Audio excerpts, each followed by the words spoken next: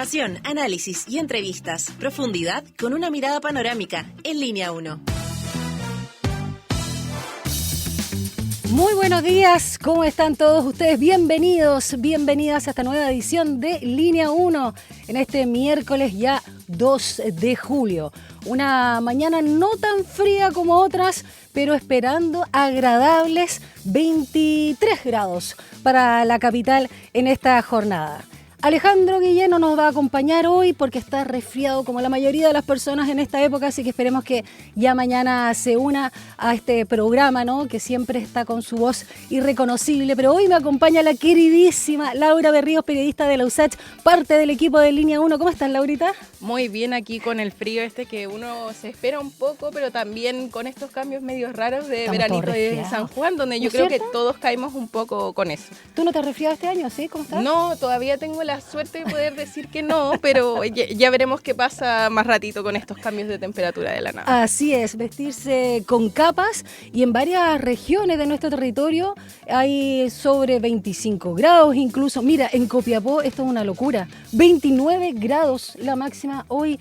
Imagínate, estamos en julio, pleno invierno, y en la zona norte de Chile vamos a tener 29 grados. Ahora, si yo veo, por ejemplo, claro, Concepción 14, y ahí se entiende, Valparaíso en la costa, 21 la máxima, bastante agradable, lo mismo que en La Serena y Coquimbo. Y repito que para Santiago, 23 grados en la capital, lo que sí, con nubosidad parcial, Laurita. ¿A ti te gustan los días con nubosidad y menos temperatura, o prefieres esos días bien helados, con sol, o ya de frentón eres veraniega? No, yo soy de invierno, pero de esos días más comunes ahí, donde podemos estar abrigados y no tener que estar con 20 capas de ropa, que yo siento que es lo que pasa, ¿no? En esta época donde sentimos que el invierno ya ni parece invierno. No, y ninguna estación era como antes. Y la lluvia, ¿para qué decir? Todavía no hay pronóstico. Vamos con otros datos, Laurita. Restricción vehicular. A ver, con sello verde, 0 y 1 no pueden circular. ¿Y sin sello verde? 0, 1, 2 y 3. Recuerden ahí que con estos dígitos no pueden salir, se arriesgan a multa y a bastantes complicaciones en caso de que les hagan algún registro ahí por parte de Carabineros, así que muy atentos ahí con la restricción vehicular. Exacto. ¿Ya hay alguna información de también la delegación presidencial de la región metropolitana? Cuéntanos. Bueno, les cuento que decretaron alerta ambiental para este miércoles 2 de julio en las 52 comunas de la capital, así que la medida responde a las evaluaciones que están haciendo a las condiciones del aire, que está ya bastante crítico como suele pasar en invierno, así que mucho ojo con las recomendaciones que hace la Seremi del Medio Ambiente para la región. Recuerden que hacen un llamado especial a la población a respetar las medidas, a no estar prendiendo ahí asados, leña, ningún tipo de derivado, excepto los pellets que son ahí para la calefacción en toda la región metropolitana. Así es, Laura Berríos. Y vamos, como siempre, comentando a esta hora la pregunta del día, que va a estar en unos minutitos más. ¿O ya está? ¿No? Ya está, ya la tenemos ahí en redes para que empiecen ahí a contestar nuestra pregunta del día. @Santiago TV, @Radio USACH en Instagram. Y tras los negativos resultados, paupérrimos podríamos decir, de las primarias, sobre todo para el candidato Winter, ¿no? ¿Va a sobrevivir el Frente Amplio? ¿Cuáles son las opciones binarias? Sí y no, bien binarias ahí para que nos comenten qué es lo que creen ustedes, qué piensan que va a pasar ahora que tenemos ya los resultados, que ganó ahí Janet Jara, salió bastante delantera, y qué pasa con el partido después de que hayan pensado que podían tener la delantera. Así es, no sé si te llamó la atención con el triunfo de Janet Jara, cuando está ahí con todo el despliegue, con su discurso hermoso, con toda la gente ahí festejando, y flanqueada, ¿no?, por el candidato Winter, y también la que era candidata también a las primarias, Carolina Toá, que no se pudo ocultar la decepción, incluso yo diría, no solo la tristeza que manifestó Toá, sino el asombro que tenía, en este caso, el candidato Gonzalo Winter, que ya, o sea, yo creo que no se esperaba unos resultados tan bajos. Yo creo que tiene que ver también un poco con el tema de lo que es el ambiente de las redes sociales, que es más o menos el espacio donde más se movió sin duda el candidato Winter, donde había una cierta conexión, yo creo, sobre todo con el público joven, que mucha gente piensa y asocia con el Frente Amplio, pero que no necesariamente se traduce a lo que pasa pasa en las urnas. Sí. Y yo creo que ahí también un poco le pegó y no se puede esconder también, yo creo que esta penita que pasa de, podríamos haber sido victoriosos y no necesariamente fue lo que esperábamos. Y sin duda, claro, se habla también de un trasvasije de votos justamente de la juventud, en particular del Frente Amplio, partido que tiene muchos militantes y que pudieron haber derivado a la candidata Janet Jara. Vamos cuando son las 7:35 a las principales noticias de la jornada. Titulares en línea 1. La Sala del Senado aprobó de manera transversal la ley de reforma al sistema notarial y registral, conocida como Ley de Notarios, presentada en 2018. En concreto, el proyecto que emerge del Congreso no cumple con el propósito original de sacar a las notarías para la realización de varios trámites. Sí elimina el rol del Poder Judicial en los nombramientos, transfiriéndolos a alta dirección pública. Establece también inhabilidades como la restricción a ocupar el cargo en el caso de tener parentesco con autoridades, jueces y parlamentarios, y pone fin a los cargos vitalicios al fijar un límite de edad de 75 años para ejercer el cargo. De forma unánime, la Sala del Senado aprobó en general el proyecto que busca fortalecer la institucionalidad de los municipios para hacer frente a los desafíos de seguridad pública y prevención del delito. Con ello, se fortalece la coordinación con la Subsecretaría de Prevención del Delito y el Ministerio de Seguridad Pública, así como con las policías y el Ministerio Público a través de la creación del Comité Operativo de Seguridad. Y el ministro de Justicia, Jaime Gajardo, tildó de grave la denuncia realizada por la contralora Dorothy Pérez respecto a que Gendarmería entregó información incompleta por la eliminación de nombres en el sumario por el mal uso de licencias médicas. Gajardo dio 24 horas a Gendarmería para aclarar nombres eliminados en sumario. La Dirección Meteorológica de Chile emitió un aviso meteorológico por la ocurrencia de altas temperaturas en la zona sur del país, fenómeno que afectará principalmente a sectores cordilleranos entre las regiones de Ñuble y los lagos. Tal condición podría traducirse en rápidos procesos de deshielo y aumentos súbitos en los caudales de esteros y ríos cordilleranos. El Banco Central informó que el IMASEC de mayo de 2025 creció 3,2% en comparación con igual mes del año anterior. El ministro de Hacienda, Mario Marcel, destacó que se trata de una cifra positiva y que se está construyendo una base sólida de crecimiento para 2025 que permite mirar la segunda mitad del año con más tranquilidad. El presidente Donald Trump de Estados Unidos aseguró que Israel acordó ultimar los acuerdos de un término al alto al fuego de 60 días en la Franja de Gaza y pidió al movimiento islamita palestino Hamas que haga lo propio. Mientras tanto, habitantes de la zona en conflicto señalan que los sonidos de disparos y explosiones han sido casi constantes en los últimos días. En todo el territorio palestino, el que ha sido devastado por casi 21 meses de guerra entre Israel y Hamas.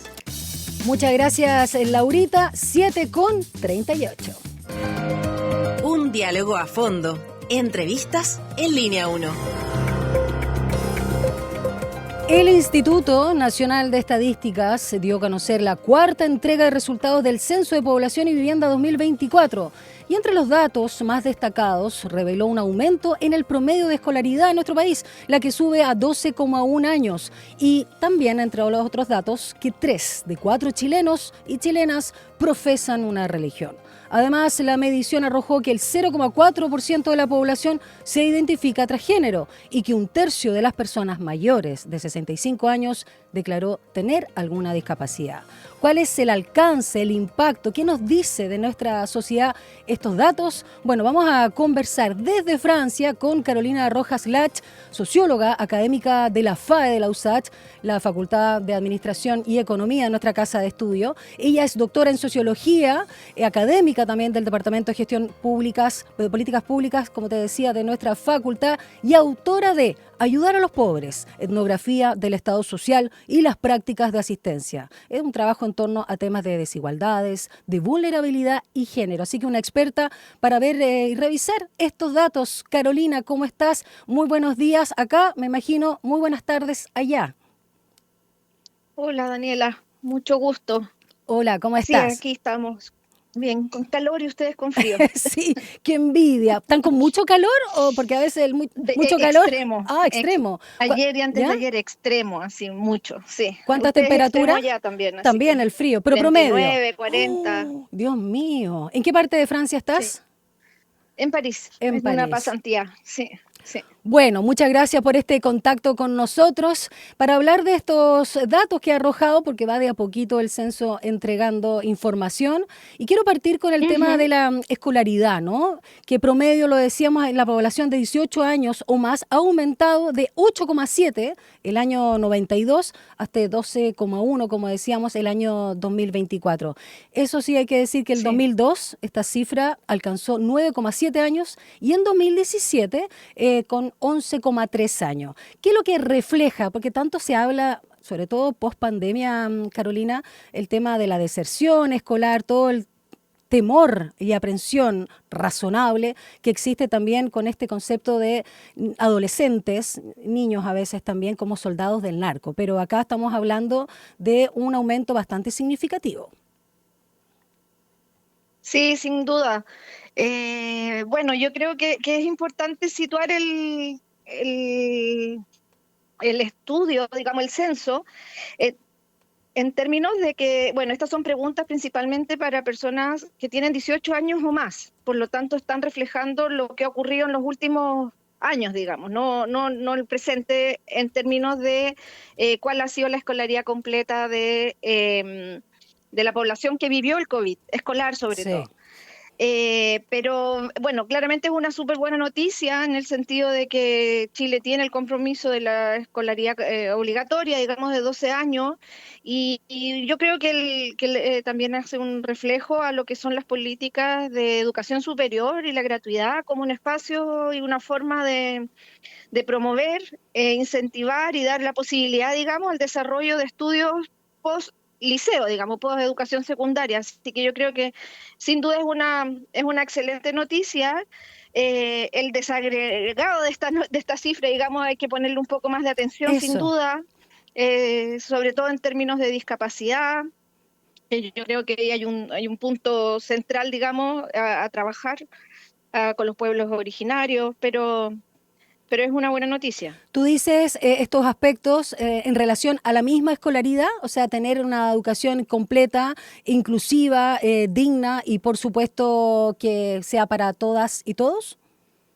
Sí, me refiero a eso, pero también lo que indica el censo en términos de que la cantidad de año promedio de ¿Mm? las personas con discapacidad es menor a los 12 años, son Mm, 8,9 años. Eso informa claro, en esta el encuesta, desglose. digamos, este censo. Exacto. Exacto. También los pueblos indígenas, por ejemplo, pueblo originario, tienen una escolaridad un poco más baja, de un 11,4.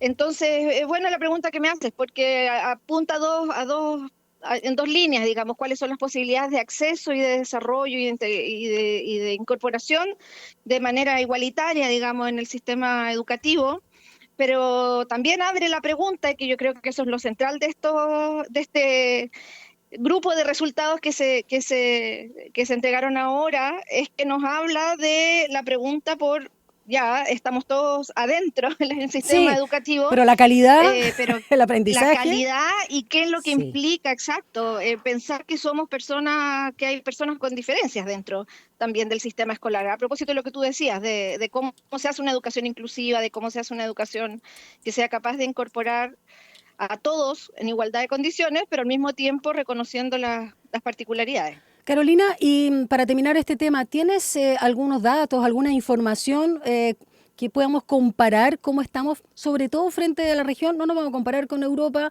aunque podamos aspirar a aquello, pero en relación a nuestros, digamos, países vecinos, la escolaridad. Siempre se ha hablado que en Chile, tanto el tema de la salud pública como de la educación pública se destacan, aunque podemos hacer obviamente algunos zoom donde ahí salimos mal parados. O a nivel de OCDE. Sí, no, yo creo que en ese sentido, o sea, Chile sigue siendo, destacándose por eso, no conozco y no manejo directamente las cifras últimas de los últimos censos, de las últimas encuestas que se han realizado en relación a esto de otros países, pero eh, desde, sobre todo de que Chile ya hace parte de la OCDE, se ha instalado, digamos, ser un referente en términos del acceso sobre todo a la Sí. educación. Yo creo que nuestros grandes desafíos tienen que ver en la calidad de la educación y en cómo se sostienen también. Yo creo que los últimos años, a propósito de lo que tú decías anteriormente sobre lo que ocurrió en pandemia y cómo se han ido como produciendo nuevos fenómenos de desescolarización o al mismo tiempo de ausentismo, que son elementos muy importantes, digamos, en la calidad finalmente que hay educación. Yo creo que esta cifra habla más bien de acceso y de logro de cantidad de años efectivamente realizados, pero no necesariamente nos muestra cómo evoluciona las trayectorias y los procesos educativos a nivel más individual o colectivos, pero en términos de trayectoria. Como socióloga, Carolina, ¿cómo ves el tema de la crisis de convivencia que hay en las comunidades educativas, que ya no solo es de las y los estudiantes y la crisis de autoridad con el profesorado, sino también la violencia que ejercen algunos apoderados hacia los profesores o algunas autoridades de los colegios? Y además, como esto también afecta, aunque podría ser algo que va en paralelo, pero que también preocupa, y luego lo puedes abordar, la baja capacidad de comprensión lectora que tenemos y dificultad también en, digamos, algunas operaciones matemáticas básicas, ¿no? Que la hemos visto en los adultos, porque no sé cuánto ha mejorado la educación en el último tiempo. Partamos con el tema de la crisis que hay en la convivencia. Sí, bueno, tocaste varios temas. Sí, perdón, me Yo creo que entusiasmé. Sí, te entusiasmaste, pero es que entusiasma. Eso. No, mira, yo creo que lo primero, en relación a los temas de convivencia, a eso me refiero. Creo que una cosa es que nosotros podamos contabilizar a través del censo la cantidad de personas que están dentro del sistema educativo en sus distintos niveles, y otra cosa es que ocurre adentro. Y ahí efectivamente se reconoce y por lo tanto nos obliga a pensar cuál es el tipo de educación que hoy día estamos ofreciendo. Entonces yo creo que contentarnos con que ahí tenemos, sobrepasamos el 12,1 o el 12%, digamos, de la educación obligatoria, no implica que lo que ocurre dentro de los establecimientos educacionales logre efectivamente responder a las distintas expectativas que existen hoy día en relación a la educación. Y yo creo que ahí hay una gran pregunta y que probablemente está también de la mano con qué pasa dentro del espacio escolar y qué situaciones, digamos, de inconformidad, digamos, están operando ahí. Y eso tiene que ver con dimensiones de aprendizaje, evidentemente, pero también en términos de cómo ahí hacemos una vida social que se integra a la vida social que vivimos afuera de la escuela. Sí, Entonces, y ahí hay un tremendo desafío, porque en general la escuela ha tendido a mostrar modelos que el están reflejo, claro. o sea, que más bien que reflejos intentan como reparar aquello que está afuera y por lo tanto se muestran como espacios que son uniformes, donde la autoridad tiene un lugar bien disciplinado, donde todos somos... apuntamos, digamos, una convivencia muy sana, pero claramente eso queda como una isla dentro de los espacios sociales en los que hoy día estamos viviendo, y yo creo que lo que ocurre hoy día en parte es que nuestra realidad social se ha integrado a la escuela y hace choque con estos modelos más de autoridad más rígida o modelos más disciplinarios. Y por eso se produce una gran crisis, digamos. Yo creo que ahí hay un tema súper importante de pensar cuál es el lugar y cómo la escuela se integra a las dinámicas territoriales y al mismo tiempo aporta a las dinámicas territoriales con elementos que no son extra a ellos, sino que son parte de lo que ahí ocurre. Que, bueno, lo hemos visto también y hay bueno, colegas que trabajan de manera mucho más precisa esto. No es mi tema específicamente esta área, pero claramente gran parte de los problemas de convivencia interna en la escuela tienen que ver con situaciones que ocurren fuera de la escuela. Y en los barrios. Sí, sin duda. Solo preguntarte, Carolina Rojas Last, socióloga y académica de la FAE USACH, que conversa con nosotros a esta hora desde París. ¿Cómo se ve en las noticias, sobre todo? Porque cuando hay casos más o menos graves que llaman la atención aparecen en la prensa. En Europa, no solo en Francia en particular, la convivencia escolar. Porque acá vemos muchos casos dramáticos y terribles, la verdad, desde Estados Unidos en particular. Pero desde Europa y Francia no sabemos tanto. ¿Qué es lo que percibes tú? No, acá, bueno, también es parte del debate, claramente, pero Francia se lo viene planteando hace mucho más tiempo, digamos, yo creo, entre otras cosas, porque ha vivido con anterioridad, digamos, todo lo que implica ir construyendo una sociedad multicultural, o no construir una sociedad multicultural, sino que la sociedad sea multicultural, y por lo tanto pensar desde qué perspectiva, como sociedad queremos hacernos cargo de eso. Mm. Yo creo que incluso volviendo a la idea del censo, nos plantea un montón de elementos en esa línea, por ejemplo, en relación a los temas de género y sexualidad, donde vemos que hay una mayor diversidad en relación a los temas de credo, que implica Sí. pensar que hay una menor hegemonía de cierta creencia católica y por lo tanto se convive con otros tipos de religiones y otras creencias, que implica pensar los temas de población indígena o migrante dentro del espacio escolar, que implica pensar, por ejemplo, el tema del color, del color de piel dentro Con de toda la una sociedad migración, blanca como la claro. chilena, Es, exactamente, mm, donde además vemos, por ejemplo, a propósito de lo que dice el mismo censo, que gran parte de la población afrodescendiente está en edad de entre 0 y 14 años, es decir, son niños que probablemente son chilenos, han nacido en Chile y que tienen una ascendencia afro que de una manera va a marcar la forma en cómo Chile también se va a tener que comenzar a ver, sí. digamos. Y eso aquí en Francia y en Europa se lo han planteado con un poco más de antelación, pero no exento de conflictos también. Yo creo que el desafío es grande y en términos mucho más globales, pero a mi modo de ver, la pregunta está más bien cuál es el modelo educativo en este contexto, más que pensar de evitar que el contexto cambie. Y ahí hay una inversión, digamos, en la forma de plantear el tema. Y claro, esto es un cambio igual de paradigma que se demora y para cerrar el tema de la escolaridad, que igual está relacionado, por cierto, porque no somos Cardex, la sociedad, todo está interrelacionado, pero el tema, por ejemplo, de los malos índices, sobre todo que se ha visto en los adultos que ya han pasado hace mucho rato por el colegio, con la baja capacidad de comprensión lectora y el bajo manejo, y ahí yo me sumo, en el bajo manejo de operaciones matemáticas. ¿Cómo lo ves también? Mm, Si tú crees o sí. sientes que está mejorando para los niños y niñas que hoy están en el aula. A ver, yo creo que la calidad educativa se ve en los largos plazos. Intentos en las últimas décadas en Chile por abordarlo han habido múltiples, digamos. Yo creo que hoy día, cuando uno, bueno, en varios trabajos y estudios anteriores me tocó hacer etnografía en espacios escolares.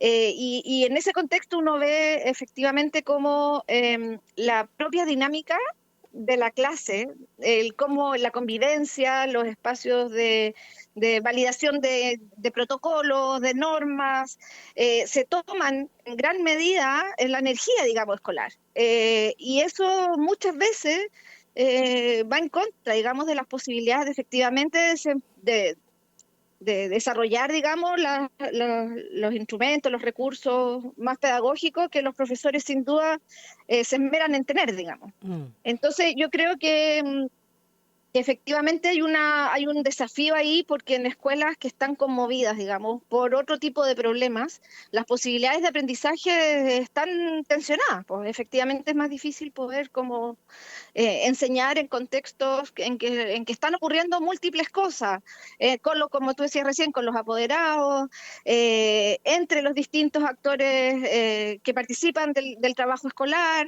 entre los mismos estudiantes. Entonces, los temas de convivencia, por ponerlo en esos términos, yo creo que han adquirido un lugar súper protagónico dentro del espacio educativo, eh, pero no necesariamente en articulación con los que implica el aprendizaje de matemática, de comprensión lectora. Me refiero a un aprendizaje no social, sino un aprendizaje más cognitivo, intelectual, académico, pedagógico, digamos. Y yo creo que Sí. ahí también hay un desafío importante, cómo se articulan. Uno en la escuela también lo ve bastante separado, digamos. Una cosa son los profesores y otra cosa son los otros múltiples profesionales que trabajan sosteniendo que el profesor haga su trabajo, pero ahí hay un tema importante de cómo se puede hacer un trabajo conjunto.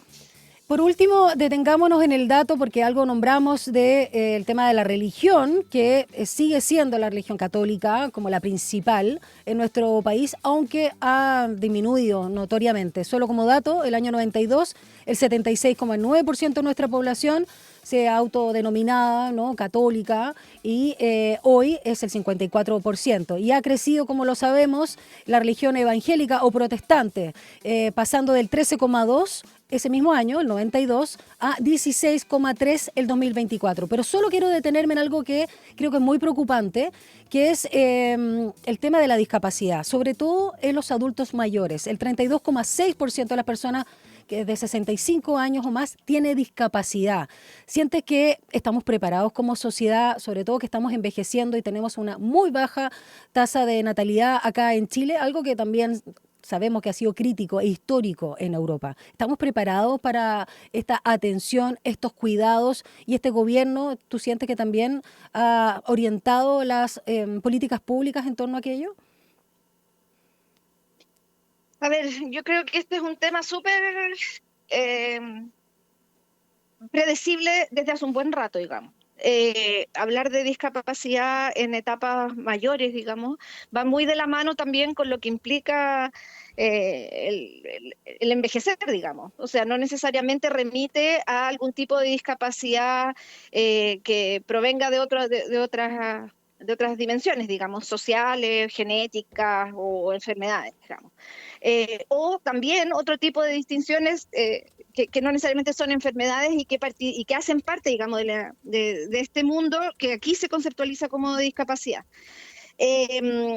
Ahora, hay un tema fundamental de reproducción, digamos, en términos de quién trabaja para que estas personas mayores, además discapacitadas, puedan efectivamente sobrevivir y podamos convivir, digamos, como hacer vivir, digamos, en términos muy materiales, y eso implica también pensar el cuidado. Y yo creo que en esa línea, tanto los temas de pensiones, tanto los temas, las políticas de cuidados que se han ido implementando, el reconocimiento mismo a la discapacidad, son políticas integradas. Yo creo que efectivamente hay un tema asociado a la discapacidad, pero que no puede ser separado, no puede verse de manera separada de políticas que son centrales en poder abordar ese problema específico, digamos. Entonces, yo creo que hay políticas que se están implementando, intentando implementar hace un buen rato en esta línea.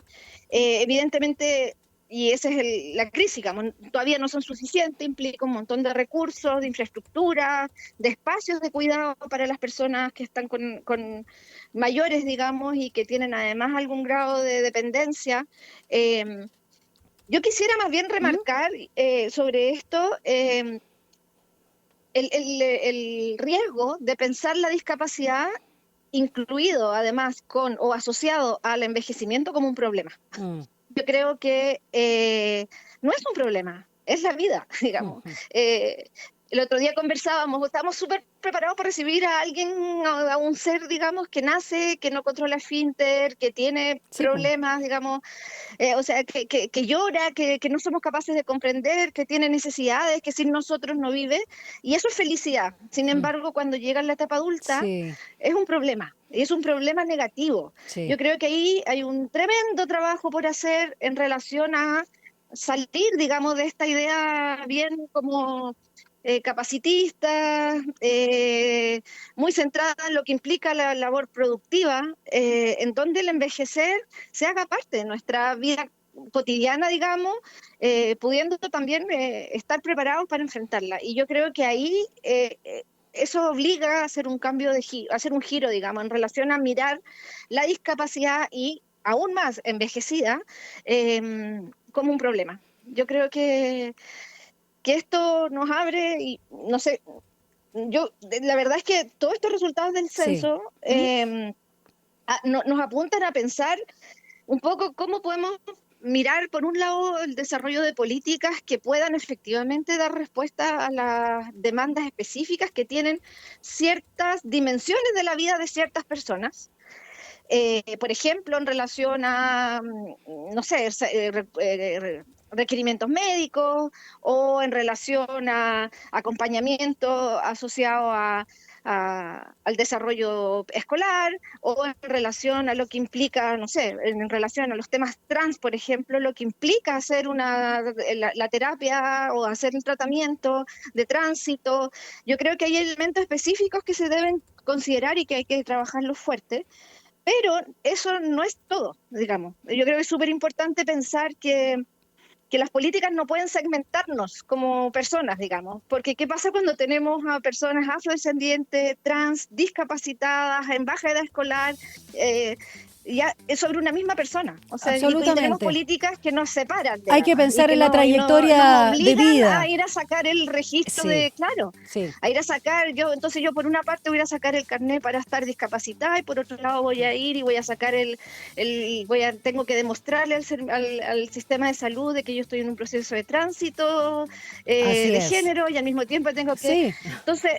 ¿Qué es, siendo necesarias esas políticas, de qué maneras como Estado avanzamos en desarrollar políticas que hoy día están nombradas como desde un enfoque interseccional, se llama, y que pone la atención no solamente en las dificultades específicas que pueden haber en una dimensión de la vida de una persona, sino que mirarla de manera cruzada, pero al mismo tiempo en relaciones con otros. O sea, absolutamente. No Carolina, solamente es un problema individual, sino que es cultural y societal. Absolutamente, colectivo, transversal. Me gustó muchísimo tu mirada integral, que hace tanta falta en este tiempo, porque claramente es muy kafkiano de alguna manera como estamos enfrentando con estas separaciones, como tú señalabas, lo que es una trayectoria de vida, y esta reflexión que tú haces a propósito de los datos que ha arrojado y que van entregando de a poco el INE del censo del 2024. Muchísimas gracias, Carolina Rojas Last, socióloga académica de la FAE-USACH, que desde Francia, París, nos ha contactado, o más bien nosotros la hemos contactado, y agradecemos enormemente tu reflexión. Que tengas un lindo verano europeo. Muchas gracias, Daniela, y ánimo con el frío, que las dos cosas pueden llevar a las personas que no lo están pasando bien o que están más frágiles, digamos, a situaciones complejas. Así Totalmente. Que ánimo a todos. Muchas gracias, un abrazo. Saludos. Chao. Gracias, chao. 8 ya con 2 minutos, vamos a una pausa y regresamos a Línea 1. Una breve pausa y ya regresa Línea 1.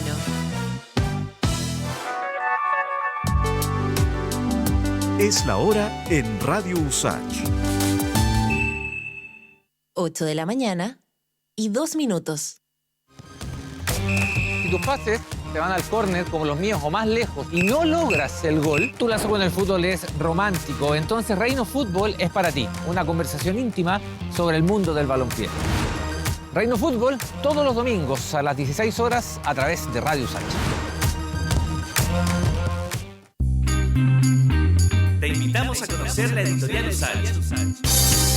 Un espacio donde se encuentran la literatura, las ciencias sociales, la estética, la historia, el periodismo, la divulgación científica infantil y juvenil, además de los libros publicados por académicas y académicos de la Universidad de Santiago de Chile y otras casas de estudio.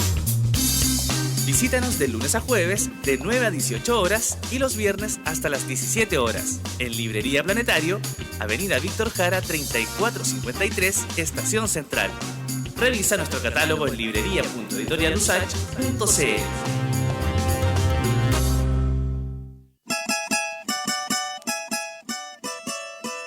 A Hora da Saudade. Uma mirada desde las africanidades al mundo. Tejendo conexiones, raízes, influência, ritmos, arte e sabores por meio de la música. Sumérgete en este emocionante, vibrante y diverso viaje intercultural de la 94.5 Radio USACH. Ahora da Saudade, junto a Eugenia Dos Santos. Capítulos estreno miércoles a las 5 de la tarde y los sábados a las 19 horas. Cada día a las 20 horas los invitamos a disfrutar lo mejor del jazz y el smooth jazz. Ahora Jazz, por la 94.5 Radio USACH.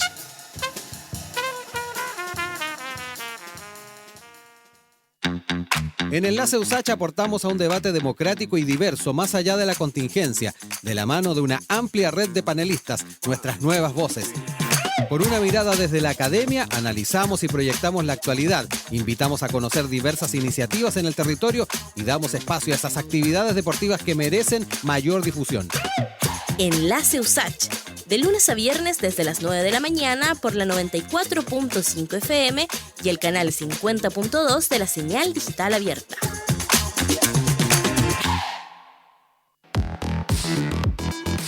En Simple Texto pasamos revista a la agenda de futuro para anticipar y abordar los desafíos que se presentan en tiempos de cambio para la sociedad. En esta tercera temporada volvemos a congregar las propuestas sostenibles e innovadoras que buscan el bienestar colectivo y a largo plazo. Y lo hacemos con la academia, centros de pensamiento, polos de innovación.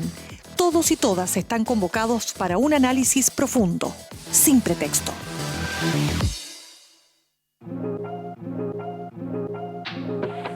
Sé parte de nuestra franja cultural en Artes y Oficios los lunes y viernes a las 17 horas. Teatro, danza, música, cine, artes visuales, literatura, tradición y vanguardia. En Artes y Oficios conocemos más el trabajo que existe detrás de cada creación realizada por las y los protagonistas del mundo artístico, cultural y patrimonial y de su impacto en nuestra sociedad. La invitación es a discutir la cultura con todas sus aristas. Juntémonos en la 94.5 los lunes y viernes a las 17 horas. Radio USACH, nuevas voces. Este 2025 te invitamos a Somos Expertas, Nuestra Voz.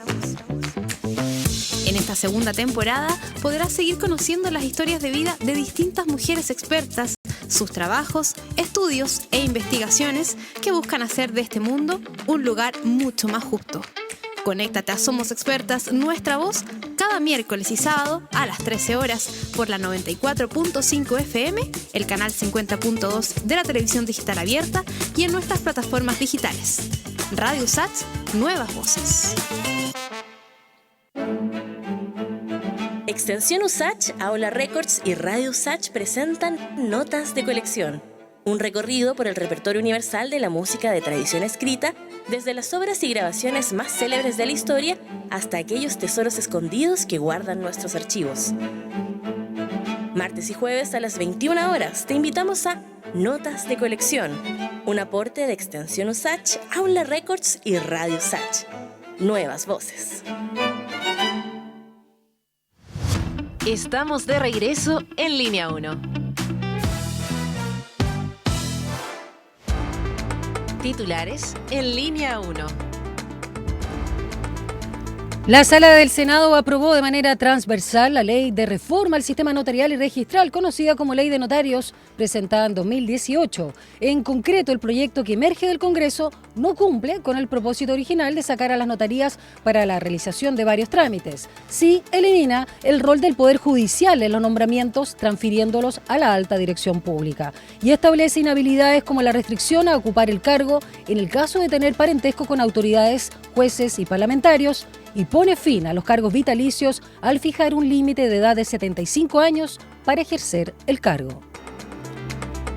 De forma unánime, la Sala del Senado aprobó en general el proyecto que busca fortalecer la institucionalidad de los municipios para hacer frente a los desafíos de seguridad pública y prevención del delito. Con ello, se fortalece la coordinación con la Subsecretaría de Prevención del Delito y el Ministerio de Seguridad Pública, así como las policías y el Ministerio Público a través de la creación del Comité Operativo de Seguridad. El ministro de Justicia, Jaime Gajardo, tildó de grave la denuncia realizada por la contralora Dorothy Pérez respecto a que Gendarmería entregó información incompleta por la eliminación de nombres en el sumario por el mal uso de licencias médicas. Gajardo dio 24 horas a Gendarmería para aclarar nombres eliminados en sumario. A casi un año de constitución como partido, tras los magros resultados de las primarias, el Frente Amplio convocó a un comité central extraordinario con el objetivo de reflexionar sobre las causas del fracaso y analizar el desplome electoral de su propuesta interna, que incluyó una pérdida del 88% de los votos que obtuvo Gabriel Boric en 2021. La Dirección Meteorológica de Chile emitió un aviso meteorológico por la ocurrencia de altas temperaturas en la zona sur del país, fenómeno que afectará principalmente a sectores cordilleranos entre las regiones de Ñuble y los lagos. Tal condición podría traducirse en rápidos procesos de deshielo y aumentos súbitos en los caudales de esteros y ríos cordilleranos. El Banco Central informó que el IMASEC de mayo de 2025 creció un 3,2% en comparación con igual mes del año anterior. El ministro de Hacienda, Mario Marcel, destacó que se trata de una cifra positiva y que se está construyendo una base sólida de crecimiento para 2025, que permite mirar la segunda mitad del año con más tranquilidad. Y en el ámbito internacional, Estados Unidos suspendió algunos envíos de armas a Ucrania tras una revisión de sus reservas militares y apoyo a países extranjeros. La decisión, justificada por el Pentágono como una prioridad para la defensa nacional, generó preocupación en Kiev, donde autoridades advierten que la reducción del apoyo podría alentar la escalada de ataques rusos en plena fase crítica del conflicto. 8:10. Un diálogo a fondo. Entrevistas en Línea 1. Pese a los cuestionamientos políticos, avanza el acuerdo entre Codelco y SQM por la extracción del litio en nuestro país. Mientras la Cámara de Diputadas y Diputados votó a favor del informe que pide anular el acuerdo entre ambas empresas por la explotación del mineral, la Comisión Chilena de Energía Nuclear aprobó la cuota de extracción solicitada por la empresa Tarar S.p.A., filial de Codelco, en el Salar de Atacama. Y la autorización va a permitir a la futura sociedad conjunta, formada por Codelco y SQM, operar con continuidad desde el término del actual contrato de SQM Salar en 2030, sin generar interrupciones en la producción y comercialización de litio a partir de 2031. Bueno, de lo que sucedió en este informe, ¿no?, que se genera desde el Congreso, vamos a conversar esta mañana acá en Línea 1 con el diputado PPD, Cristian Tapia, presidente de la Comisión Investigadora del Acuerdo Codelco-SQM por el litio. ¿Cómo está, diputado Tapia? Muy buenos días. Hola, Daniela, ¿cómo estás? Muy buenos días. Gusto de saludarte a ti y a toda la gente que está en su audiencia. Muchas gracias y también por estar acá con nosotros para explicarnos también lo que hay de fondo, porque hemos escuchado sin duda, diputado, muchas voces críticas respecto a este acuerdo, entre ellas la candidata ganadora de las primarias oficialistas, Janet Jara, pero también otras autoridades que les llama la atención, sobre todo cómo se dio el acuerdo. Hablemos de lo que se generó y se aprobó este lunes con este informe de la Comisión Especial Investigadora y el tiempo que llevan trabajando, a quienes convocaron, etcétera. Sí, mira, yo creo que haciendo un análisis, porque para muchas personas, el común y corriente de nuestro habitante, siempre escucha el litio relacionado con Ponce Lerú, con la familia Pinochet, pero más allá de eso, hasta ahí no hacía quedado, inclusive hasta nosotros. Yo vengo del mundo de la minería, de la minería metálica, de producción de cobre, oro, etcétera. Entonces, cuando nosotros el 2023 escuchamos, yo estuve en Antofagasta cuando el presidente Gabriel Boric lanza la política nacional del litio, donde se iba a crear una empresa nacional del litio, donde íbamos a tener un instituto nacional del litio, que nuestros jóvenes se prepararan. Pensábamos que ya Chile empieza a cambiar, dijimos aquí empieza a cambiar y le vamos a dar la importancia que corresponde. Pero después nos damos cuenta por la prensa, nos enteramos por la prensa a fines del año 2023, que se firme un acuerdo memorándum entre Codelco y Soquimich para que Soquimich pueda explotar el litio entre el 2031 y 2060, es decir, 30 años más. Exacto. Recordemos que actualmente hay un contrato vigente entre la Corfo y Soquimich que termina el 31 de diciembre del 2030 efectivamente. Entonces, citamos como Comisión de Minería y Energía, a la cual yo también pertenezco, citamos muchas veces a Máximo Pacheco, y en la cual captamos que habían muchas mentiras detrás de todo esto. Y fue a raíz de eso que constituimos la comisión investigadora, no estando exento de problema, porque para una comisión investigadora se necesitan 62 parlamentarios que firmen. Eso normalmente en 2-3 días están firmados. Aquí nos demoramos un mes porque hubo presión de Codelco, porque hubo presión del Ministerio de Minería para que los parlamentarios del oficialismo no firmaran y no fueran parte de esta comisión. Definitivamente se realizó. Tuvimos invitado a Máximo Pacheco, parte del gobierno, ministro Grau, al actual vicepresidente de Corfo. Tuvimos también invitado a Eduardo Vitrán, que fue vicepresidente de Corfo y actualmente director de Codelco. Y aquí empezaron desde antes, ya nosotros teníamos muchas dudas, habíamos recabado algunos antecedentes. ¿Por qué hacer un contrato directo con Soquimich? Una empresa que financió ilegalmente la política, que ha caído en acto de corrupción, muy que cuestionada. Tiene una multa por Estados. Muy cuestionado, muy cuestionado. Entonces, y los primeros datos que nos arrojan es que Soquimich le debe al Estado $1.000 millones por concepto de el impuesto específico de la minería. Porque Soquimich, ¿qué dice? Que ellos no son minerías. O sea, yo creo que cualquiera capta que... Hasta un niño podría decirlo. No metálico. Claro. Es no metálico, claro. Entonces, son respuestas absurdas.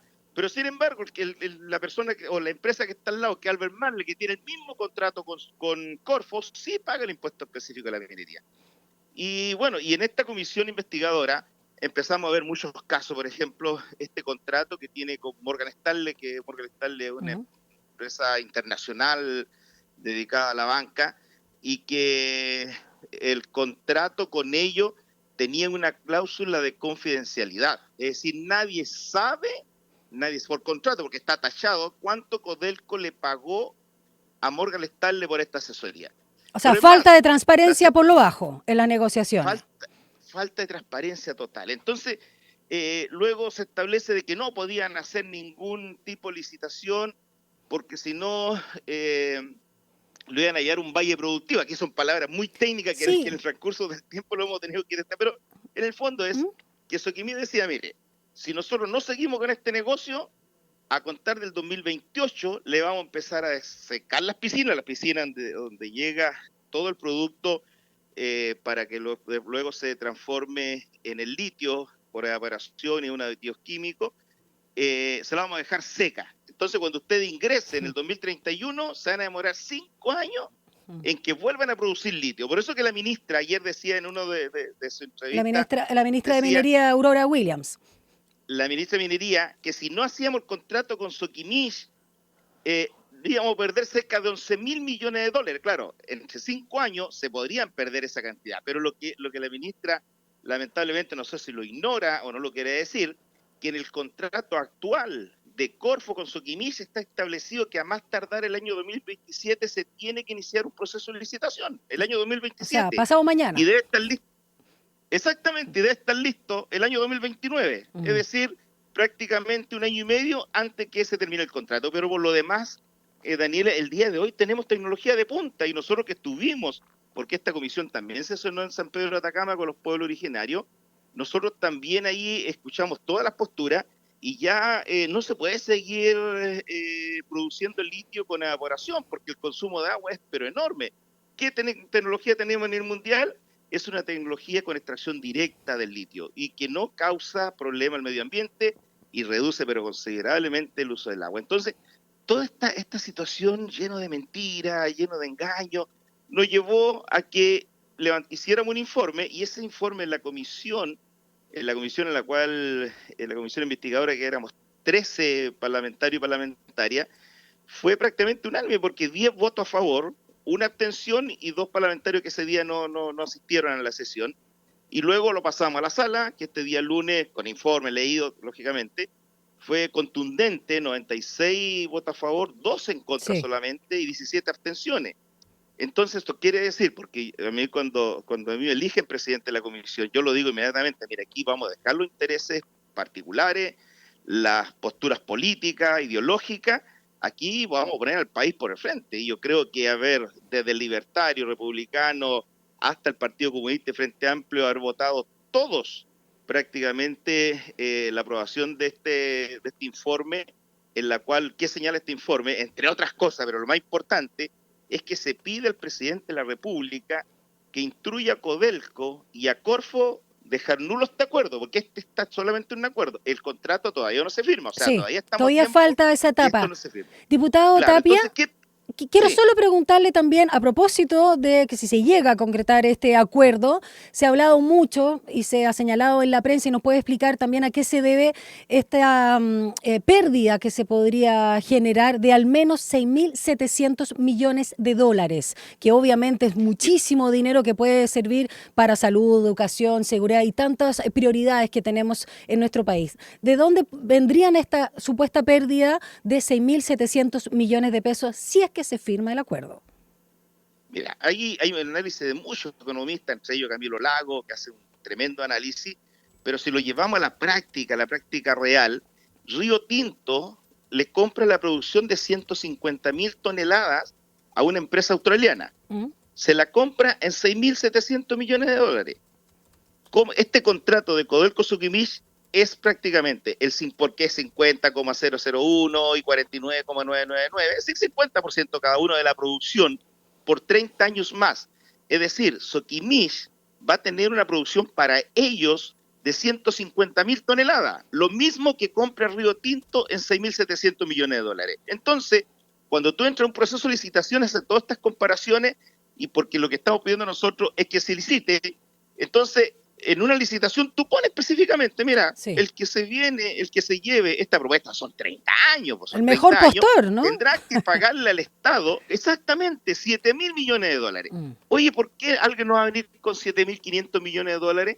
Entonces, y ojo que el mismo gerente, Ricardo Ramos, gerente de Soquimich, el año pasado en una reunión de directorio en marzo del 2024, él establece y se jacta, dice, nosotros es tan bueno este negocio para Soquimich que vamos a pagar 0 pesos por explotar durante 30 años. Entonces, eso es realmente una vergüenza y es engañar al país. Y tú lo dices, pues si nosotros hoy hemos sacado el cálculo que se podrían construir cerca de 9.000 viviendas sociales con esos recursos. Imagínate que la deuda que había de arrastre por cuando se congelaron los precios de la energía a contar el 2019, y que la gente que está escuchando se le incrementó en 70, 80% el costo de la energía, esa deuda eran de 4.500, 4.600 millones de dólares y lo demás eran 2.000 millones de dólares en intereses. Si nosotros pudiésemos tener esa plata, le habíamos pagado inmediatamente 4.500 millones de dólares a la generadora y a nadie se le hubiese incrementado el consumo de la energía eléctrica. Entonces, aquí hay muchas cosas que a nosotros nos huelen mal, pero yo me quedo con lo más importante y ojalá que siempre en estas comisiones y en la Cámara de Diputados pensemos en el bien del país, porque aquí se demuestra de que hay un trabajo serio y un trabajo comprometido. Estamos conversando con el diputado PPD, Cristian Tapia, presidente de la Comisión Investigadora del Acuerdo Codelco-SQM por el litio. También ustedes revisaron ahí una compra por parte de Codelco a la australiana Lithium Power, qué buen nombre como para banda de punk, de la mina Salar Blanco, ahí en Maricunga. ¿Nos puede explicar ahí, porque se había aprobado en el informe hace algunas semanas por 10 votos a favor y en una abstención, de qué se trata y por qué están analizando además esta compra por parte de Codelco? ¿Es porque hay suspicacias, hay sospechas respecto a lo que ha pasado con Codelco y SQM?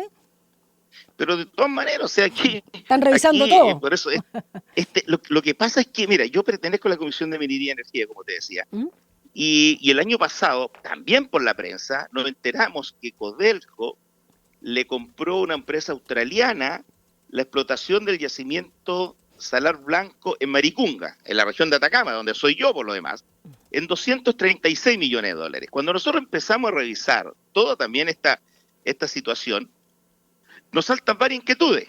Bueno, ¿por qué se compra directo un yacimiento que no tiene ningún activo, Daniela? Ninguno. Nosotros nos reíamos en la Comisión de Minería y Energía porque decíamos, no tiene ni siquiera una pala. No tiene ni siquiera una pala, no tiene una carretilla. Pero por lo demás, los pueblos originarios de la zona, en este caso el pueblo Coya, tiene una demanda en contra de este proyecto para que no se explote por el daño medioambiental que pueda producir en los tribunales ambientales de Antofagasta. Entonces, ¿cómo tú vas a comprar un yacimiento en 236 millones de dólares si no sabes ni siquiera si lo vas a explotar? Ni siquiera sabes si lo vas a explotar. Entonces, cuando llevamos a los ejecutivos de Codel, bueno, ya Pacheco no ha mentido 100 veces en nuestra propia cara, o no ha tratado de mentir, más bien dicho, pero ¿qué dice el director Eduardo Vitrán? Yo mismo le pregunto, bueno, ¿qué pasa si hay una resolución definitiva de Tribunal Ambiental de Antofagasta y dice definitivamente este proyecto no se puede explotar? Se encogen de hombro y dicen, bueno, es una apuesta. Oye, pero una apuesta con 236 millones de dólares. O sea, esta gente, porque a diferencia de una empresa privada, la empresa privada, los accionistas, te ponen los recursos para que funcione una empresa minera. Aquí ellos son parte del directorio y son más roles políticos que roles técnicos. No han puesto ningún peso ni en Codelco, ni en Enami, ni en Corfo, pero ellos pueden hacer los negocios que quieran. Entonces, para nosotros es sumamente importante, Daniela, que todo este proceso, porque todo esto nosotros lo tenemos denunciado en Contraloría. El año pasado, como bancada PPD Independiente, lo denunciamos en Contraloría, está en el Ministerio Público, y lo que nosotros tenemos que hacer ahora es llevar toda esta información de 45 páginas, que es el informe, a la Contralora, porque la Contralora, ¿qué ha dicho? Si la Contralora ha sido bien clara, cada peso que se invierta o se gaste de una empresa estatal, se tiene que transparentar. Y aquí no ha habido ninguna transparencia. Entonces nosotros tenemos, por lo menos, ese sentido de que aquí Contraloría definitivamente y el Ministerio Público tiene la última palabra, pero la última palabra, sinceramente, la tiene el presidente Gabriel Boric antes que Contraloría y el Ministerio Público puedan emitir alguna resolución. Y el presidente de la República aquí tiene dos opciones. Tiene la opción de quedar en la historia como que fue el presidente de izquierda que le siguió entregando el litio a la familia Pinochet, porque recuerda que Ponce Lerú le entrega ahora todo el liderazgo de la empresa, se le entrega a su hija, que es Francisca Lucía Ponce Pinochet, para que se haga cargo de la empresa. Entonces el presidente Boric tiene esa opción de quedar en la historia como que le entrega a la familia Pinochet el litio por los próximos 30 años, o decir, mira, el presidente Boric, aquí los antecedentes que me entregó Codelco no eran los que yo tenía en mente, así que pido que este acuerdo quede nulo, que no se firme el contrato e iniciemos un proceso de licitación, y un proceso de licitación Pacheco también lo mira a la cara porque dice, nos podemos demorar 7 años. ¿Cómo te va a demorar un proceso de licitación 7 años? O sea, diputado, por Dios, o sea, por favor. Para terminar, en pos del tiempo y agradeciendo, me gusta su vehemencia y cómo nos explica también lo que hay detrás. ¿Cuándo le entregan o ya le entregaron el informe a la Contralora Dorothy Pérez para que este acuerdo sea declarado nulo y vean todas las situaciones ahí de falta de transparencia en las negociaciones de lo que usted nos ha detallado? No, ya la próxima semana deberíamos estar entregando este informe a la Contralora, que por eso te digo, con la transparencia que trabaja la Contralora y todo su equipo de Contraloría, yo creo que ellos van a apoyar para que este proyecto, o sea, este contrato definitivamente no se realice. Buenísimo, muchísimas gracias por este contacto y ojalá que sigamos conversando y cuando regrese además Alejandro Guillé aquí a Línea 1, que está un poquito resfriado como mucha gente, para seguir abordando este tema que es tan importante para nuestro país. Diputado Cristian Tapia, muchas gracias. Muchas gracias a ustedes y saludo ahí a Alejandro Guillé, una tremenda persona, y que se recupere, que tome ahí algún cheracol y que se dé una freguita ahí de alcanforada. ¿Qué es lo que es un cheracol? ¿Qué es lo que es? No, es que Alejandro Guillén... ya sabe, él sabe. Ya. De otras generaciones, Pero se lo vamos a comentar, sin falta, y queda grabado esto. Muchas gracias, diputado Tapia, que le vaya muy bien. Un abrazo, que estén bien. Un abrazo, chao. Ya son las 8:28 y antes de la pausa quiero revisar cómo está la temperatura. Sí, ha subido, aunque no está actualizada al minuto en la Dirección Meteorológica de Chile. Su página web hace 15 minutos dice, un poquito menos, que hay 4,4 grados, un 88% de humedad, pero recuerda que vamos a llegar acá en Santiago en esta jornada de 2 de julio a los 23. Y aprovecho también para que participes en nuestra pregunta del día, que está alojada en @SantiagoTV, en @RadioSach, en nuestras cuentas de Instagram. Y tiene relación con lo que se vivió en las elecciones de este domingo 29 de junio. Donde el candidato Gonzalo, le cambié el nombre, Gonzalo Vinter tuvo muy malos resultados. Así que queremos saber si crees que va a sobrevivir o no el Frente Amplio. Esas son las opciones, sí o no. Y recordando además, como decíamos en titulares, que se van a reunir ahí con el comité político para ver qué pasó, ¿no? Y ver por qué fue tan desastroso, sobre todo con la pérdida también ahí de un porcentaje muy considerable, y también advirtiendo que es el partido del presidente de la República. Dicho eso, 8:29, pausa y ya regresamos.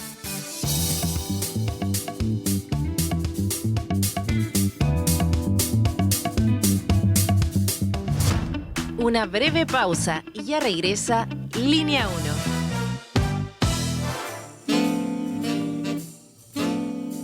Cada día a las 20 horas los invitamos a disfrutar lo mejor del jazz y el smooth jazz. Ahora Jazz, por la 94.5, Radio Usach.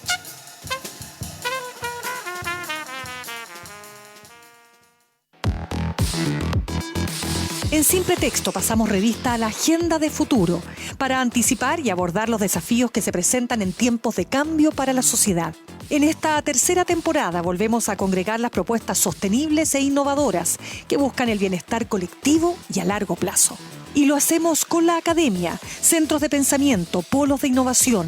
Todos y todas están convocados para un análisis profundo. Sin pretexto. Hola, soy Daniela Valdés, periodista del Departamento de Extensión USACH y del sello Aula Records, y los dejo a todas y todos invitados a que sintonicen los lunes y los viernes a las 9 de la noche Atlas Musical de Chile, un espacio donde estamos revisando un disco chileno, ya sea de nuestra discoteca, de nuestro sello o recomendaciones que llegan al programa. Hemos estado con ensambles de cuerdas, solistas, grupos de cámara, nuestros elencos artísticos, entre otras composiciones de artistas nacionales. Sintonicen entonces lunes y viernes a las 21 horas aquí en Radio Usach. Les esperamos.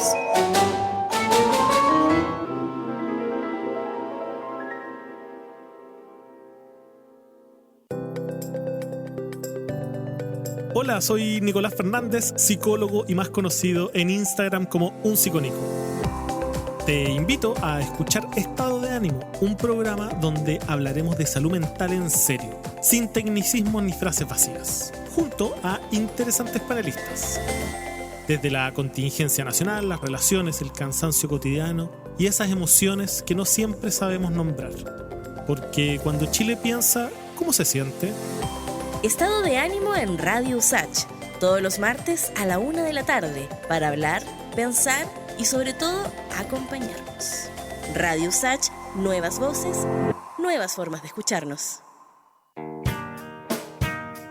Cada domingo a la 1 de la tarde, una reunión imperdible con esas melodías y canciones que dejaron una huella en nuestras vidas. No quiero soñar 1000 veces la nada se pierde, todo se transforma. Te invitamos a viajar en el tiempo por los más diversos ritmos y géneros musicales junto a Ecos del Ayer. Música para recordar. Ecos del Ayer. No lo olvides, Ecos del Ayer, cada domingo a la 1 de la tarde por Radio Usach. Nuevas voces.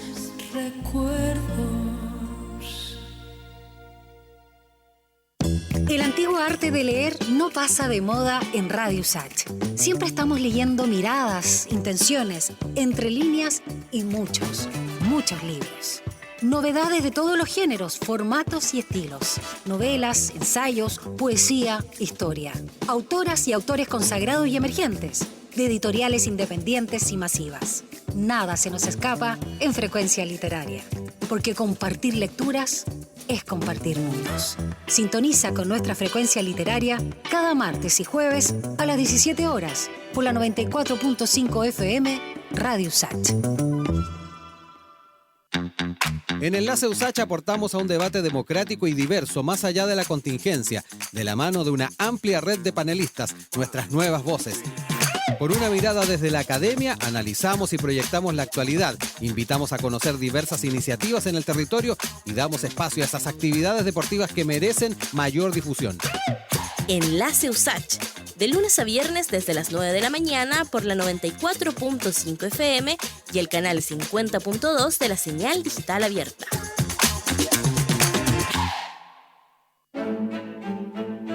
Extensión USACH, Aula Records y Radio USACH presentan Notas de Colección, un recorrido por el repertorio universal de la música de tradición escrita, desde las obras y grabaciones más célebres de la historia hasta aquellos tesoros escondidos que guardan nuestros archivos. Martes y jueves a las 21 horas te invitamos a Notas de Colección, un aporte de Extensión USACH, Aula Records y Radio USACH. Nuevas voces. Estamos de regreso en Línea 1. Un diálogo a fondo. Entrevistas en Línea 1. 8 ya con 34 minutos, 35. Acaba de cambiar el reloj y vamos a nuestra última conversación acá en Línea 1.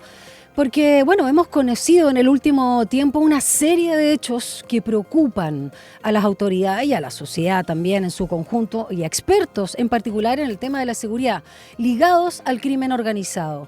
Y entre ellos están los casos en los que nos alarman, ¿no? De los suboficiales del ejército involucrados en redes de tráfico de drogas, un fiscal removido por sus vínculos con el narco y carabineros contratando abogados ligados también al crimen organizado para defender a sus funcionarios. ¿En qué punto estamos y cómo lo estamos haciendo en la reacción del Estado? De esto vamos a conversar y nos acompaña esta mañana acá en el estudio Valesca Troncoso, investigadora y académica de la Facultad de Humanidades de la USACH, la FAU. Ella es una investigadora y docente universitaria especializada en crimen organizado transnacional y políticas de seguridad en América Latina. Ya ha estado en otras ocasiones con nosotros acá en el estudio y en general en nuestra radio. ¿Cómo estás, querida Valesca? Muy buenos días, gracias por estar acá con este frío, aunque no está tan frío como otras mañanas. Muchas gracias por la invitación. Sí, hoy día está un poquito más agradable. Y se esperan 23 grados. Qué rico. Qué rico, ¿no? Sí, qué ¿Tú eres veranista o invernista? Veranista. Veranista, ya. Es más fácil, Sí, uno se saca las cosas y no ponerse tanto chaleco y todo. Eso es cierto. Sí. ¿Y cuál es la temperatura que le ves, sobre todo a lo que se está viendo, que quizás, ojalá que la palabra no sea justa la que voy a usar, ojalá que no, de que se esté permeando el crimen organizado en nuestras autoridades, Fuerzas Armadas y por supuesto también carabineros, situaciones también de corrupción varias con la droga y en el Poder Judicial y también el Poder del Ministerio Público con este fiscal, y que esperemos que sean casos aislados, pero la verdad que se han ido sumando, estamos muy alarmados. ¿Cuál es la temperatura que le pones ahí? Yo creo que estamos en el verano. Ya, sí. En un verano además con cambio climático. Con cambio climático. Crítico. Sí, y como un derretimiento de hielo, algo así. Creo que la situación se está complejizando cada vez más, pero tiene que ver porque hoy conocemos mucho más de la situación. Eso no significa, como hablábamos la última vez, sí, que ya teníamos presencia de organizaciones criminales en el territorio nacional, que ya venía complicado el escenario con respecto a la violencia, con respecto, ¿no es cierto?, a trata, narcotráfico, pero lo que vemos ahora es un incremento y mayor cantidad de organizaciones criminales funcionando en el territorio nacional. Por lo tanto, ya no solamente hablamos de narcotráfico, sino que hablamos también involucrados, ¿no es cierto?, personas de las instituciones de seguridad nacional, de esa seguridad pública. Estamos hablando de acusaciones que se le hacen, que yo creo que hay que esperar igual los procesos, al exfiscal, entonces estamos hablando de Poder Judicial. Sí. Estamos hablando de diferentes instituciones que son fundamentales para ser garantes de la seguridad y el Estado de Derecho. Entonces, por eso te digo, estamos un poco en verano con la temperatura, porque estamos muy acontecidos los fenómenos, además, muy seguidos. Sí. Entonces, eso también nos puede mostrar una tendencia de que no son aislados. Valesca, cuando hablamos del caso narcomilitares, que la prensa nos encanta poner estos nombres, este fiscal expulsado que dio cuenta también Ángel Valencia, y este secuestro al exalcalde de Macul, que todavía no tenemos tanto antecedente, pero la forma, el modus operandi, todo indica que tiene que ver con el crimen organizado, no tenemos más detalles. Cuando vemos estos casos, ¿qué es lo que a ti más te preocupa? ¿Hay más transparencia? ¿Tenemos más información? ¿Al parecer hay detección? ¿O estamos llegando tarde? Porque, como lo dice el nombre, el crimen es muy organizado. Este tipo de organizaciones, valga la redundancia, que vienen no solo de nuestra región, y para no estigmatizar, bueno, pero de Venezuela, de Colombia y otros, y las formas además que están aprendiendo los delincuentes de nuestro país. ¿Tú sientes que en ese sentido están, digamos, más a la delantera que las autoridades, o la policía, la PDI, el Ministerio Público se ha ido sofisticando de alguna manera para estar a la delantera o al tiempo? O sea, como que no lleguen tarde. Claro, yo creo que nos tardamos bastante en poder darnos cuenta de lo que tú dices. No es un crimen común, es un crimen organizado. Y la misma palabra lo dice, cuando hay una organización hay delegación de funciones. Muchas veces toda una estructura que, si bien es cierto, no solamente puede ser, ¿no es cierto?, vertical, sino que también es horizontal, y eso lo reviste también de una mayor complejidad. Por eso es tan difícil poder rastrear todas las organizaciones criminales que están operando en el territorio y los vínculos que pueden tener con otras organizaciones latinoamericanas, europeas. Entonces, lo que vemos es un escenario fragmentado de organizaciones criminales, con mayor penetración del narcotráfico. Chile ya no solamente es un país de tránsito, sino que de consumo, pero además de reexportación de cocaína a mercados norteamericanos, europeos, asiáticos. Entonces creo que el darnos cuenta que teníamos una amenaza transnacional, que por cierto, al ser transnacional no podíamos quedar afuera, ha sido bastante tardía, y eso nos ha hecho estar un paso más atrás, porque las organizaciones criminales tienen una capacidad de organización, pero también de adaptabilidad, y se adaptan a todas las condiciones adversas que pueden existir. Entonces, por ejemplo, ahora estamos hablando fuertemente del lavado de dinero, y se habla de las criptomonedas. Y nosotros tendríamos que pensar contraintuitivamente, si ellos se dieron cuenta que están buscando o haciendo investigaciones sobre criptomonedas, es evidente que van a buscar otra forma de lavar dinero.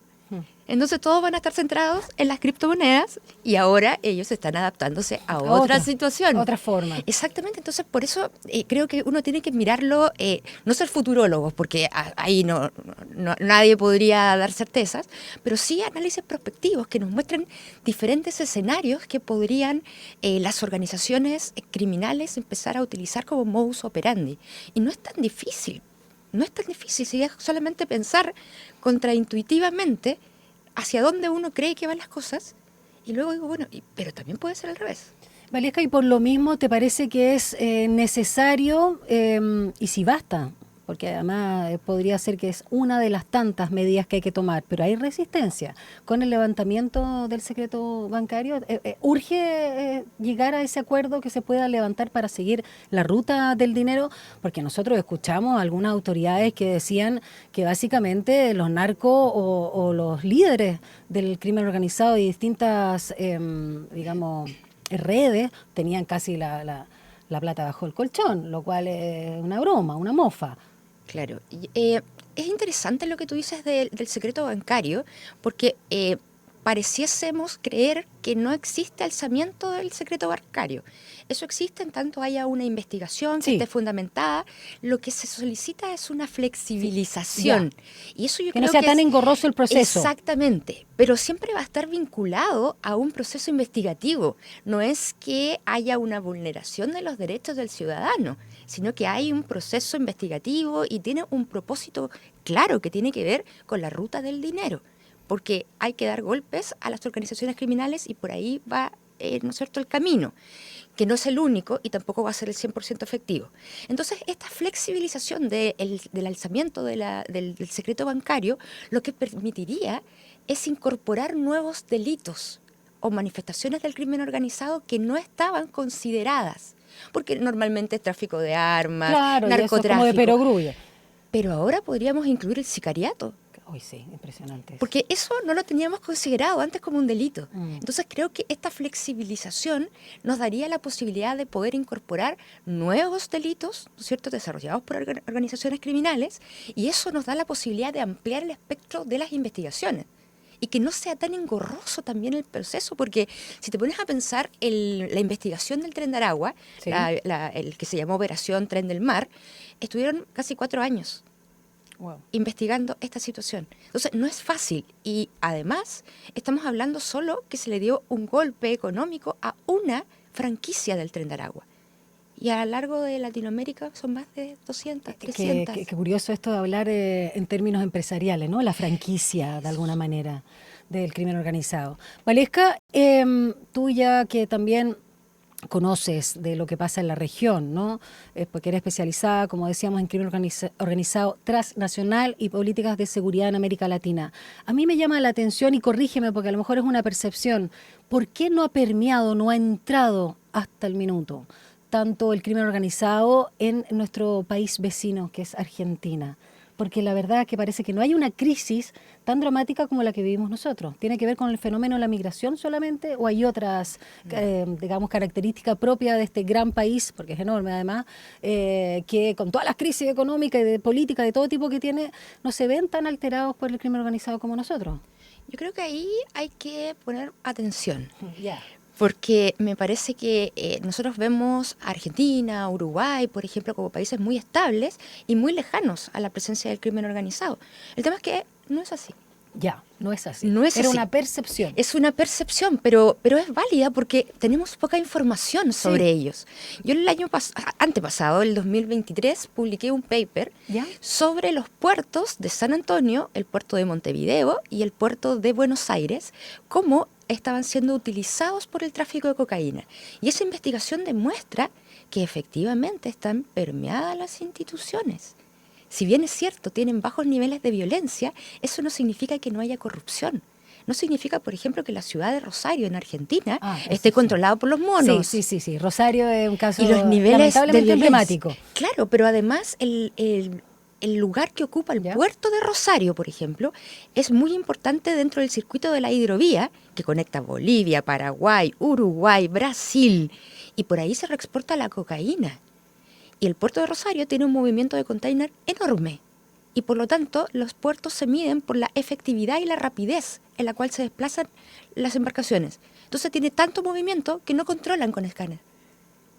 Entonces Rosario no solamente tiene los monos, sino que también tiene todo este involucramiento, ¿no es cierto?, ¿De dónde en el vienen los tráfico de monos, coca. en este caso, como un cartel o como... No, es un clan familiar. Ah, ya, es propio, Sí, es propio rosarino. Y se ha mantenido dentro de esos rosarino. espacios. Sí. Ya. Lo que No pasa es es que extranjero, digamos. Claro, pero lo que pasa es que en Argentina ya encontramos presencia del Tren de Aragua. Y por cierto, el primer comando de la capital, el PCC, que es brasileño, que surge en las cárceles, nuevamente igual que Tocorón para el Tren de Aragua. Surge en las cárceles en Sao Paulo y comienza a expandirse. Todos los líderes están en la cárcel, pero el PCC no deja de expandirse. Entonces ya tiene una presencia importante en Uruguay, Paraguay, Bolivia, Argentina, y controla todo el tráfico de cocaína desde el Atlántico hacia África, Europa y Asia.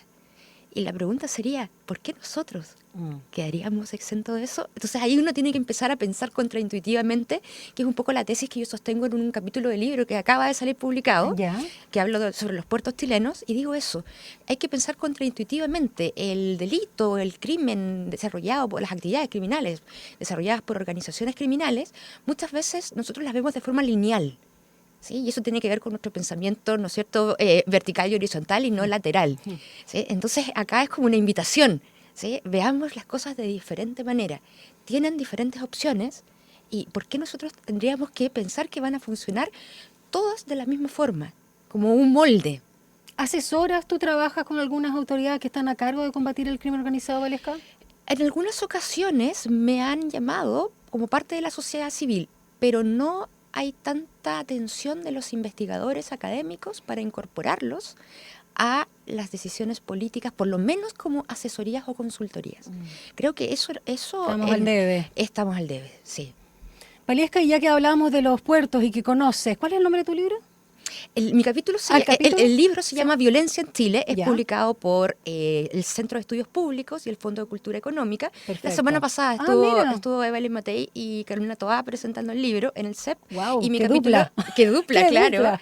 ¿Y tu capítulo? Y mi capítulo se llama Crimen Organizado Transnacional y Narcotráfico, Rutas Contraintuitivas y Puertos Chilenos. Un poco largo el título, pero conceptos claves. Y es muy elocuente. Y ya que estamos hablando de los puertos, ¿cómo siente que se ha avanzado o que todavía hay muchos pendientes en la fiscalización, sobre todo en las aduanas, estos escáneres, en la cuota o el porcentaje de lo que también se fiscaliza, supervisa de los containers, de todo lo que llega al país?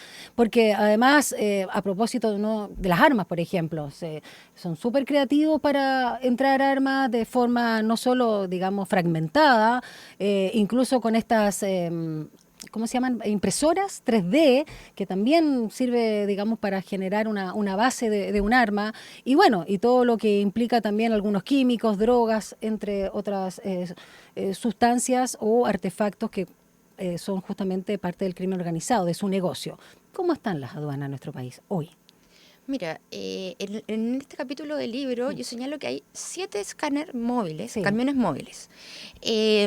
Lo que uno podría decir, bueno, es un número ya razonable después de haber tenido 2, ahora tener 7.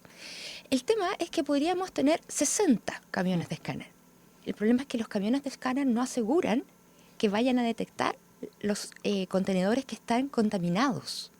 Por lo tanto, no es 100% efectivo el rol que tienen los camiones. Entonces sí, necesitamos tecnología, por cierto, que nos pueda ayudar, por ejemplo, al 50 o 60% de la detención de los containers contaminados, pero también tiene que ver con inteligencia, principalmente inteligencia aduanera, adelantarse. Que es humana. Y que es humana y que tiene que ver con el personal también. Claro. En el capítulo del libro yo analizo los documentos revisados de ingreso, de importaciones y exportaciones.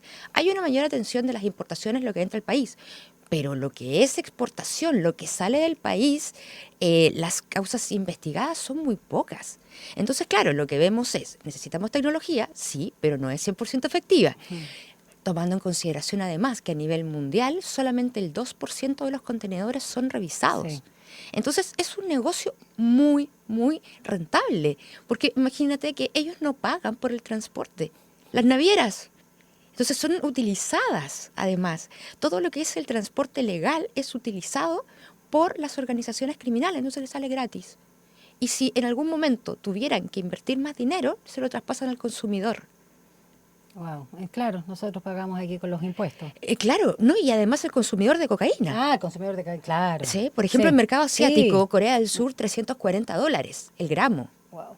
Entonces, por supuesto que el negocio es muy lucrativo y ellos siempre trabajan con una dinámica que es el costo-beneficio y la lógica de disminuir los riesgos. Valesca, ¿y cómo funcionan estos camiones con escáner? ¿Cómo es por un lado el criterio, porque uno piensa desde afuera qué será el tuntún, la intuición, qué indicios de sospecha, ¿no?, para poder fiscalizar un container, o realmente es arbitrario? ¿Y cómo funciona esa tecnología? Bueno, gran parte de las entrevistas que yo he realizado lo que nos señalan que la detención de grandes cargamentos han sido por datos. Ya. No tanto siempre por la efectividad. Hay alguien que... Exactamente, que puede tener dos miradas. Una, que alguna persona puede haber quedado descontenta con el negocio de haber contaminado un container. Esa es una que sería el soplón y es la más fácil que podríamos decir. Ya. Pero existe otra, que es más contraintuitiva. Yo podría autodenunciarme que ese contenedor tiene cocaína y pongo toda la atención de la policía, de la aduana, para desviar, y por otro puerto, no sé, del sur de Chile, por ejemplo. Entra el triple. Está saliendo el triple. Claro. Entonces, es por una pérdida, tengo una ganancia mucho mayor. Y lo mismo, si tengo un costo, traspaso al consumidor de cocaína. Eso. ¿Sí? Carísima. Y estos son camiones, tú decías, porque uno piensa en un escáner y uno, no sé, pues, se imagina los que hay en Policía Internacional cuando uno cruza portales. ¿Cómo funciona? ¿Cómo es la tecnología, el aparato? ¿Cómo es? El aparato es portátil. Ya, es portátil. ¿Va una persona con una cosita? Claro, pero los contenedores son más grandes, ¿no es Claro, cierto? por Entonces supuesto, tenemos enorme. claro, mucho más amplio que lo que nosotros tenemos en los aeropuertos, pero es bastante similar. El tema es que nosotros tenemos 7 camiones que son itinerantes. Ya. Eso significa que se mueven desde las fronteras marítimas a las fronteras terrestres. Entonces, cuando se va a la frontera, descuidado el otro frente. ¿Por qué no invierten Sí, más en entonces eso? no sé si te recuerdas el caso que denunciaban en Lirquén, que el año 2016 había llegado un nuevo escáner, pero era itinerante para las regiones sexta, séptima y octava, y hasta como por la novena. Y se movía entre tierra y mar, ¿sí? Fronteras, ¿no es cierto? Sí. Ese escáner cumplió una doble función. El año pasado, año 23, perdón, tuvo que cumplir las labores de escáner del puerto de San Antonio, porque se echó a perder el escáner. Y quedó todo el sur sin escáner, ni por mar, ni por tierra, porque fue desplazado a Valparaíso. Y fue ahí donde recién empezaron a saltar las alarmas y se les pide un informe a aduanas. Y lo que yo te estoy comentando de los documentos de importaciones y exportaciones, de la cantidad de camiones, yo la obtuve a través de ese informe. Entonces tampoco es tan fácil llegar a esta situación. Entonces, itinerantes, 7.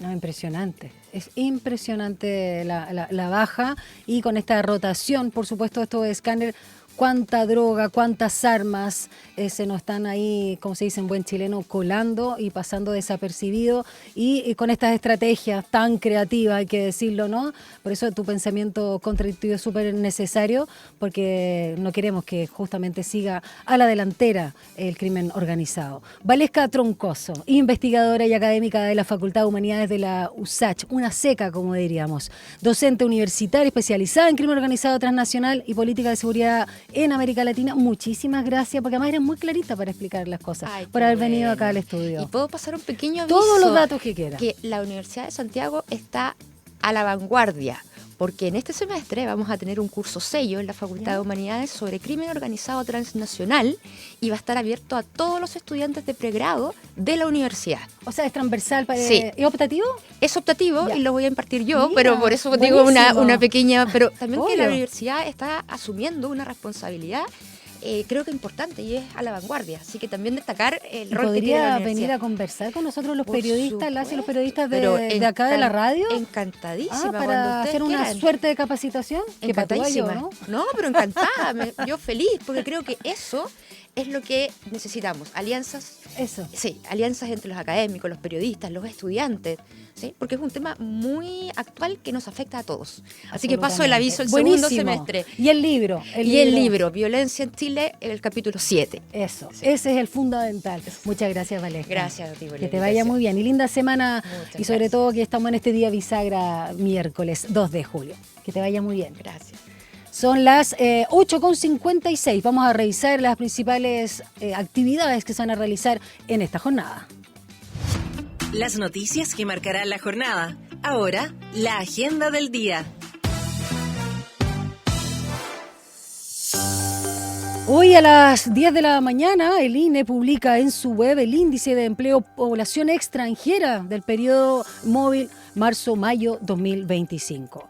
A las 13:45 se realiza el lanzamiento oficial de la Feria del Libro Infantil y Juvenil de Ñuñoa 2025, que se va a desarrollar hasta el 6 de julio en Plaza Ñuñoa. Muy buen panorama para estas vacaciones de invierno, así que no se lo pierdan porque es hasta este fin de semana. Y en el Congreso, en Valparaíso, a las 12:30, la Comisión de Minería y Energía del Senado trata las indicaciones presentadas al proyecto de ley que amplía la cobertura del subsidio eléctrico, porque ya subió en un 7% en este mes de julio, sigue al alza. Y a las 3 de la tarde o 15 horas, también en el Congreso en Valparaíso, la Comisión de Derechos Humanos de la Cámara sesiona para escuchar al ministro de Seguridad, Luis Cordero, o a quien se designa también ahí, sobre las acciones de búsqueda del ambientalista Julia Chuñil, algo tan importante y doloroso que estamos viviendo también como sociedad. A las 3 de la tarde, la Comisión de Constitución de la Cámara, allá en el Senado, perdón, en el Congreso de Valparaíso, continúa la votación en particular de la reforma que crea un Consejo de Nombramientos Judiciales. Posteriormente, la instancia va a seguir la tramitación de la reforma al sistema político y electoral. Y vamos con los resultados de la pregunta del día. Amarga, dolorosa, frustrante, sorpresiva, quedó corta de adjetivo. Fue el resultado de las primarias, sobre todo para el Frente Amplio con la derrota de Gonzalo Vinter, que sabemos, ¿no?, que tuvo muy magros resultados. Y a casi un año además de su constitución como partido, recordemos que agrupó a otros que también eran parte de este gobierno. Y el 61% de nuestros encuestados y encuestadas considera que el Frente Amplio sí podrá sobrevivir y reorganizarse, mientras que el 39% considera que no va a poder sobrevivir a este resultado. Dicho esto, hoy que estoy cerca de la cámara, primer plano, le cambiamos el nombre al programa. Quédense en nuestra sintonía, acá la 94.5, ya viene nuestro querido compañero Rodrigo Alcaíno con una nueva edición de Enlace USACH y nos despedimos con 5,3 grados, recuerda, esperando 23 para esta jornada. Que tengan un lindo día, será hasta mañana. Chao.